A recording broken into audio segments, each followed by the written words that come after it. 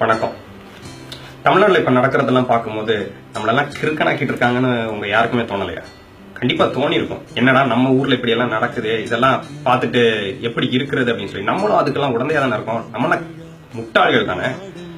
அவங்க என்ன சொன்னாலும் அதுக்கு தகுந்த மாதிரி தலையாட்டுறதுக்கு ஒரு வாரத்துக்கு முன்னாடி சகாயம் அவர்கள் சிஎம் ஆகணும், மத்தவங்க சிஎம் ஆகணும், இளைஞர்கள் வரணும், எழுச்சி வரணும்னு போராடின கூட்டம் எல்லாம் எங்க? அவ்வளவுதான்.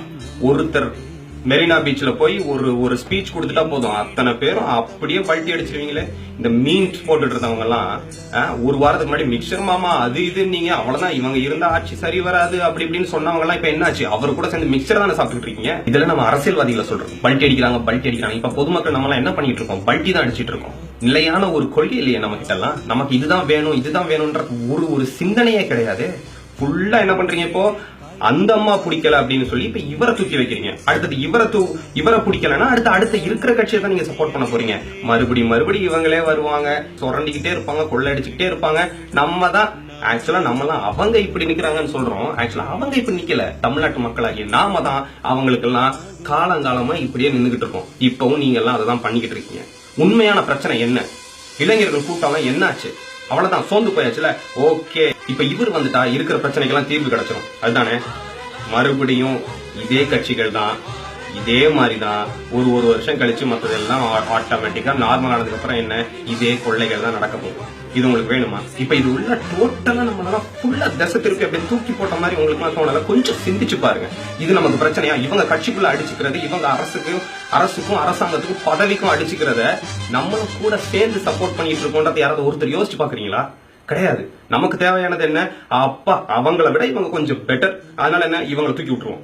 கொஞ்சம் சிந்திச்சு பாருங்க. 10 வருஷம் கழிச்சு தமிழ்நாடு எப்படி இருக்கணும்? இவங்களை வச்சோம்னா இதுக்கப்புறம் ஆட்சி நல்லா இருக்குமா? இவங்களை வச்சோம்னா 10 வருஷத்துல நம்ம தமிழ்நாடு எப்படி இருக்கணும்னு யோசிக்கிறோமோ அப்படி வருமா? வர முடியாது. இப்ப இருக்கிற கட்சிகளால வர முடியாது.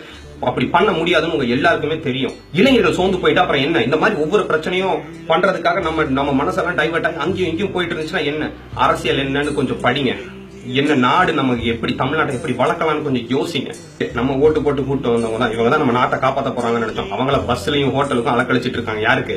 அவங்களுக்குள்ளேயே நம்மள வந்து இவன் சிஎம் ஆக்கணும், அவங்கள சிஎம் ஆக்கணும் அப்படின்னு சொல்லிட்டு.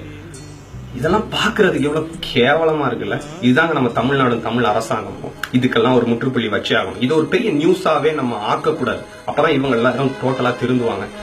நம்ம ஓட்டு போட்டு நம்ம அரசாங்கத்தில் இருக்கிற மினிஸ்டர்ஸ் எல்லாம் என்ன கடந்த 1 மாசம் 2 மாசமா எந்த ஒரு நலத்திட்டத்துக்கும் போயிருக்க மாட்டாங்க. எதுவுமே ஒண்ணு பாஸ் ஆயிருக்காது இந்த பிரச்சனைனாலேயே. போலீஸ்காரங்களும் என்ன அப்பையில இருந்து இதுக்குதான் அரைஞ்சிக்கிட்டு இருக்காங்க. உண்மையிலேயே நாட்டுல என்ன நடக்குது? உண்மையிலேயே தமிழ்நாடு இதெல்லாம் பார்த்துட்டு முன்னாடியா போய்கிட்டு இருக்கு? கண்டிப்பா கிடையாது. இவங்கெல்லாம் விட்டா திரும்பி இதே தான் நடந்துகிட்டு இருக்கும்.